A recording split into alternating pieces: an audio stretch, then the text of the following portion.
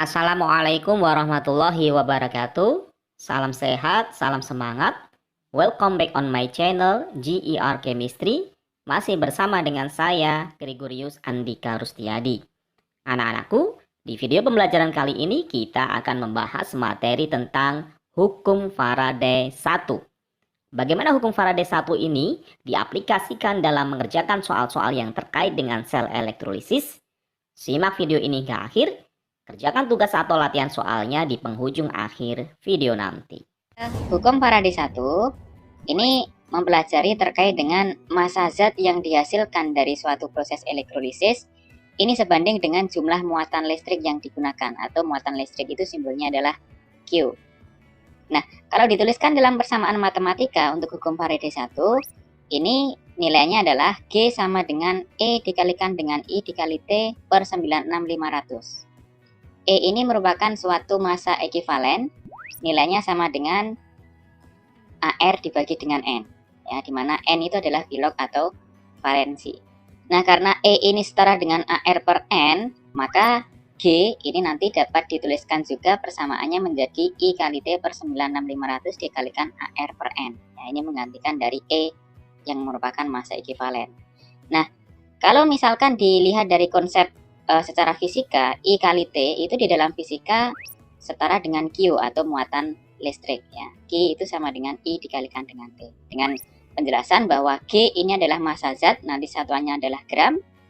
I merupakan kuat arus, satuannya ampere, kemudian T merupakan waktu, ya, dalam satuan sekon, dan N ini merupakan bilog atau valensi. Kemudian Q sendiri merupakan suatu muatan listrik, simbolnya adalah C. Nah, selanjutnya di dalam hukum Faraday 1, ya, dalam proses untuk menentukan massa zat ataupun volume gas yang dihasilkan dari suatu elektrolisis, maka biasanya akan dikenal dengan mol elektron. Mol elektron ini sebanding dengan 1 Faraday atau setara dengan 96500 coulomb. Ya, atau 1 mol elektron itu setara dengan 96500 coulomb atau 1 Faraday. Sehingga secara matematika dapat dituliskan bahwa mol elektron itu setara dengan F atau setara dengan I dikalikan dengan T per 96500. Contoh soal misalkan, ada arus listrik sebesar 10 ampere dialirkan selama 16 menit ke dalam larutan CuSO4 dengan ArCu 63,5, ArS32 dan ArO adalah 16. Dengan elektroda karbon, berapakah massa tembaga yang dapat diendapkan di katoda? Nah, untuk mengerjakan soal dari contoh nomor 1 ini, karena di sini ditanyakan massa yang diendapkan di katoda, maka kita bisa langsung menggunakan persamaan hukum Faraday 1 ini, ya, yaitu menggunakan G sama dengan I kali T per 96500 dikalikan dengan AR per N. Kemudian, kita masukkan data-data yang sudah ada. Di sini diketahui kuat arusnya atau I-nya itu adalah 10 ampere, maka 10 ampere ini kita masukkan ke persamaan. Kemudian di sini waktunya adalah 16 menit, padahal waktu yang digunakan untuk hukum Faraday itu adalah dalam satuan sekon. Maka waktu 16 menit ini harus kita ubah menjadi sekon dengan cara dikali dengan 60 dan dimasukkan ke dalam persamaan. Sehingga di sini 16 dikali dengan 60. AR-nya di sini ArCu adalah 63,5. Kenapa kok yang digunakan ArCu? Karena di sini yang ditanyakan adalah massa tembaga atau Cu. Nah, sehingga di sini 63,5 kita masukkan ke persamaan juga. Nah, selanjutnya adalah yang N. N ini merupakan bilog atau valensi. Nah, kita tahu bahwa pada CuSO4 ini kalau terurai jadinya adalah Cu2+ ditambah dengan SO42-. Artinya di sini bilog Cu atau valensi Cu ini adalah 2 sesuai dengan muatan dari ion Cu2+, ya. Sehingga N ini kita masukkan ke dalam persamaan sini. Sehingga setelah kita hitung, nanti menghasilkan massa zatnya atau massa Cu yang mengendap itu adalah 3,16 gram. Nah, ini ketika soalnya itu langsung bisa menggunakan hukum Faraday 1. Kemudian, contoh soal yang lain. Misalkan untuk contoh soal yang kedua, di sini diketahui pada proses elektrolisis CuCl2 dengan elektroda PT digunakan arus sebesar 0,4 farad atau 0,4 Faraday. Berapakah volume gas yang dihasilkan di anoda pada 0 derajat Celcius dengan tekanan 1 atm? 0 derajat Celcius 1 atm ini artinya adalah dalam keadaan standar atau STP. Maka untuk mengetahui gasnya yang dihasilkan itu apa, kita harus tahu dulu reaksi yang terjadi di anoda. Nah, pada elektrolisis ini yang dielektrolisis adalah CuCl2 ya, dimana ketika terionisasi jadinya adalah Cu2+ dengan 2Cl-. Nah, di sini untuk menentukan reaksi di anoda kita harus tahu dulu elektroda yang digunakan pada reaksi ini inert atau tidak. Nah, ternyata di sini yang digunakan adalah elektrodanya PT. Nah, PT ini merupakan suatu elektroda inert. Kalau elektrodanya inert, baru kita lihat anionnya ya. Ini merupakan suatu aturan dalam reaksi elektrolisis. Bisa dilihat di video saya sebelumnya yang sudah saya upload ya. Nah, Cl- ini merupakan ion halida. Ya, maka reaksi yang terjadi di anoda ini adalah 2Cl- menghasilkan Cl2 ditambah dengan 2 elektron. Sehingga menurut soal di sini, yang dimaksud gas yang dihasilkan itu adalah berapakah volume dari Cl2 di sini. Nah, untuk menghitung volume Cl2-nya kita harus tahu berapa molnya terlebih dahulu. Nah, molnya dari mana kita menghitungnya? Ingat di sini tadi bahwa mol elektron itu setara dengan F. Di soal sudah diketahui F-nya adalah 0,4 F. Maka nanti mol elektronnya setara dengan F, yaitu adalah 0,4. Kita masukkan ke sini, mol elektronnya adalah 0,4 mol. Sehingga di sini kita masukkan 0,4 ke dalam persamaan reaksi di anoda ini, elektronnya 0,4 mol, maka Cl2-nya, karena ini perbandingan koefisiennya adalah 2:1, berarti Cl2 ini setengah dari molnya elektron. Ya, kalau di sini elektronnya 0,4 berarti Cl2-nya adalah 0,2 mol. Nah, yang ditanyakan di soal adalah volume gas pada keadaan STP. Ingat, untuk menentukan volume gas pada keadaan STP dapat dihitung menggunakan mol dikalikan dengan 22,4. Molnya Cl2 atau gasnya ini tadi adalah 0,2 dikalikan dengan 22,4, maka hasilnya volume gas di anoda adalah 4,48 liter. Nah, ini kalau misalkan ini menggunakan cara konsep. Tapi kalau misalkan mau menggunakan cara yang lain yang lebih cepat juga boleh. Nah, ini saya berikan contoh untuk mengerjakan secara lebih ringkas atau lebih cepat dengan hasil yang sama. Nah, ini menggunakan triknya adalah bahwa F atau bilangan Faraday itu setara dengan mol dikalikan dengan valensi Z. Valensi yang dimaksud di sini adalah kalau misalkan dia itu logam, maka dilihat dari muatan logamnya. Misalkan Cu2+O berarti valensinya dia adalah 2 sesuai dengan muatannya. Kalau misalkan bentuknya adalah gas, misalkan gas atau molekul unsur, kalau H2 maka nanti dianggapnya adalah 2 kali H+. Sehingga nanti valensinya adalah 2 karena 2 plus 1 dikali dengan 2. Kalau misalkan O2, berarti ini dianggapnya adalah 2 kali O2 minus, berarti 2 kali 2 minus kan negatif 4, tapi valensi itu tidak ada positif, tidak ada negatif, jadi dia ditulisnya adalah positif semua. Maka kalau O2 valensinya adalah 4. Kalau Cl2 berarti nanti 2 kali Cl minus, berarti 2 kali negatif 1, sehingga nanti ketemu valensinya adalah 2, tanpa tanda negatif. Nah, dengan menggunakan trik ini kita juga bisa menentukan volume gas yang dihasilkan di anoda, karena kita tahu bahwa anoda ini gasnya adalah Cl2 dari reaksi elektrolisis CuCl2 ini tadi. Maka ketika kita menggunakan metode yang menggunakan trik ini tadi, kita masukkan aja mol dikalikan dengan valensi Z itu setara dengan F. F-nya berapa di sini tadi? F-nya adalah 0,4. Karena ini tadi yang ditanyakan adalah volume pada keadaan STP, maka hubungan mol dengan volume pada keadaan STP itu adalah mol sama dengan volume dibagi 22,4. Sehingga data yang sudah ada kita masukkan. F-nya ini tadi adalah 0,4, kita masukkan ke sini. Mol ini setara dengan volume dibagi 22,4 ya, kita masukkan ke sini. Valensinya karena yang ditanyakan adalah gas Cl2. Nah, ingat Cl2 valensinya berapa? Valensinya adalah 2 dikalikan dengan 2, sehingga nanti dihasilkan volume yang sama juga ya, sesuai dengan yang cara konsep tadi, yaitu 4,48 liter. Nah, ini ketika menggunakan trik yang lebih cepat dan menghasilkan hasil yang sama. Oke, saya lanjutkan ke contoh yang berikutnya, contoh soal yang ketiga sekarang. Pada contoh yang ketiga di sini, ini diketahui pada elektrolisis larutan CuSO4 dihasilkan logam tembaga ya dengan AR tembaga atau AR CU adalah 63,5 sebanyak 12,7 gram.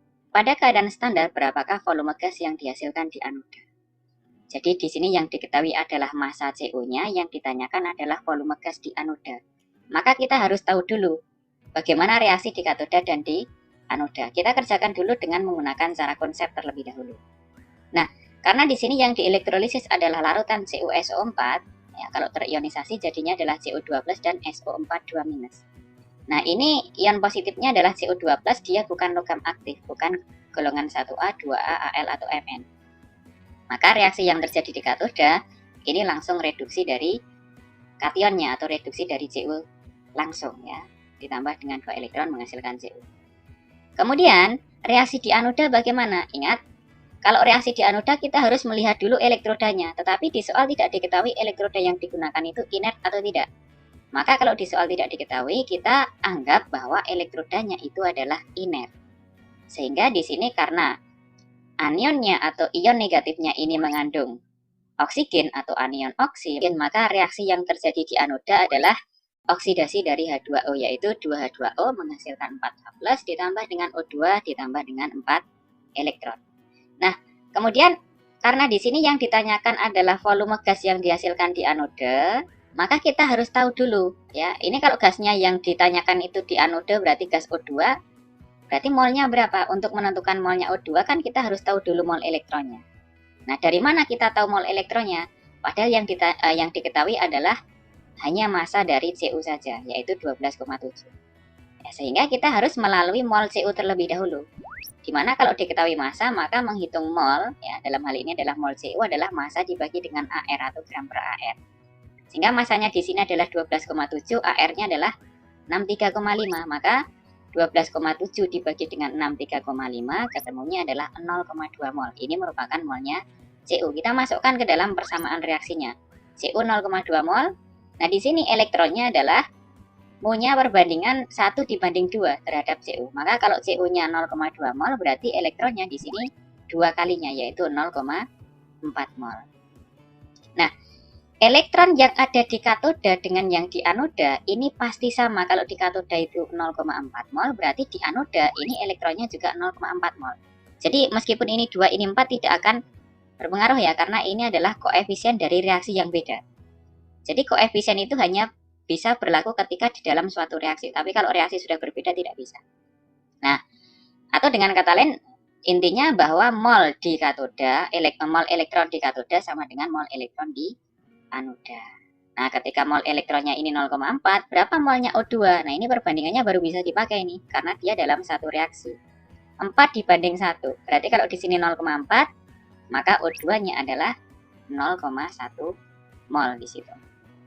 Kemudian, di sini ditanyakan volume gasnya yang dihasilkan pada keadaan standar, berarti pada keadaan STP. Maka ini harus kita rubah molnya O2 menjadi volume dengan cara mol dikali dengan 22,4. Ya, sehingga 0,1 dikali 22,4 ketemunya volume oksigennya adalah 2,24 liter.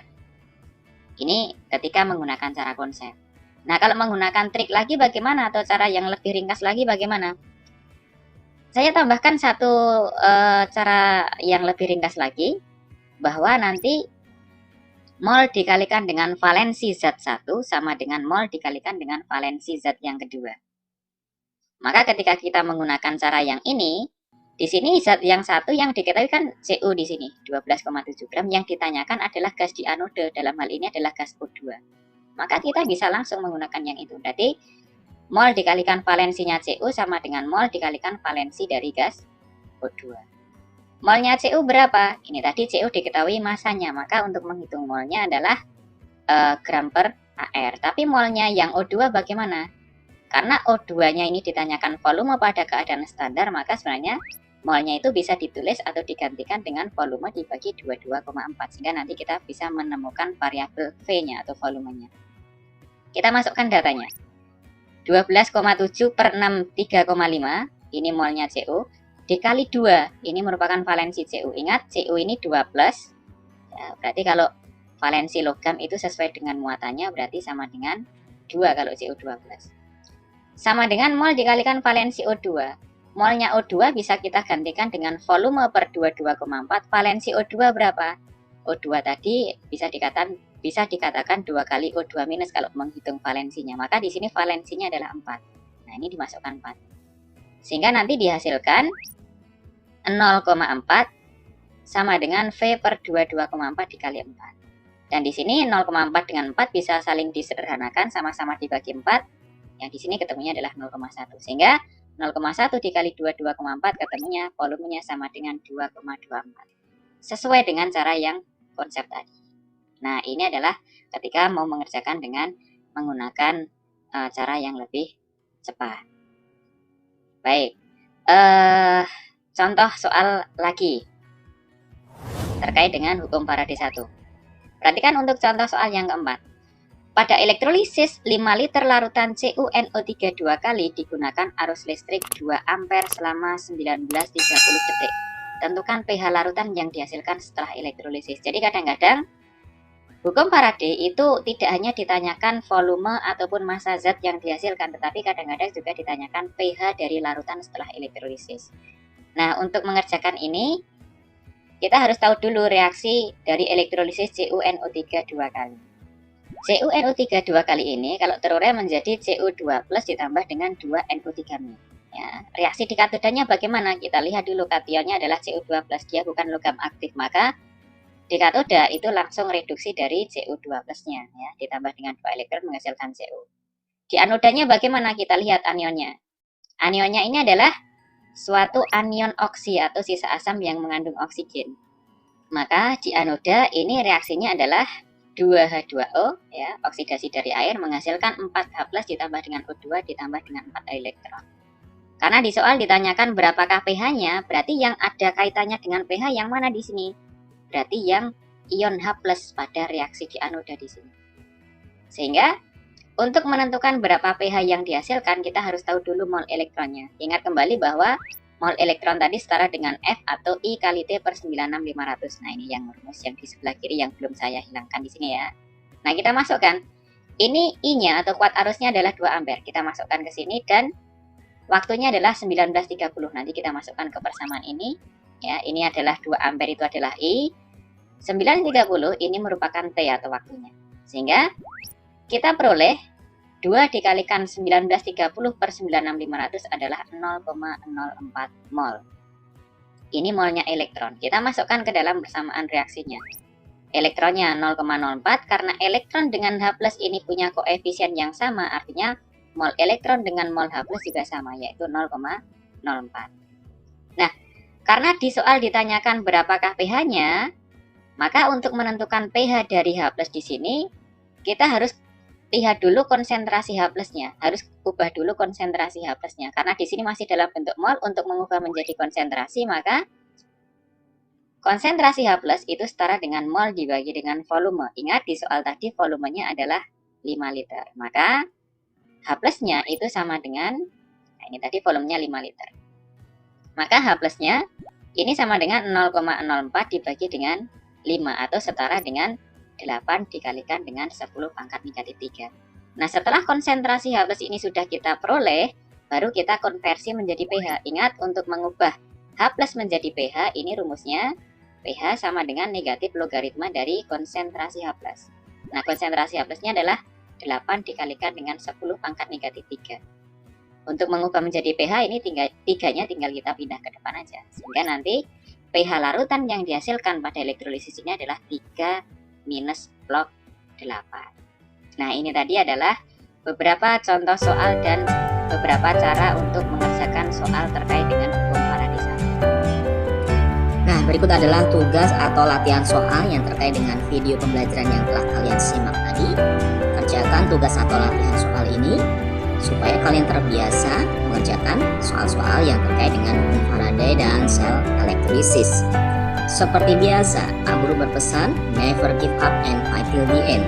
Jangan pernah menyerah, terus berjuang dan belajar. Jadikan belajar itu sebagai suatu kebutuhan. Oke, terima kasih. See you next time. Wassalamualaikum warahmatullahi wabarakatuh.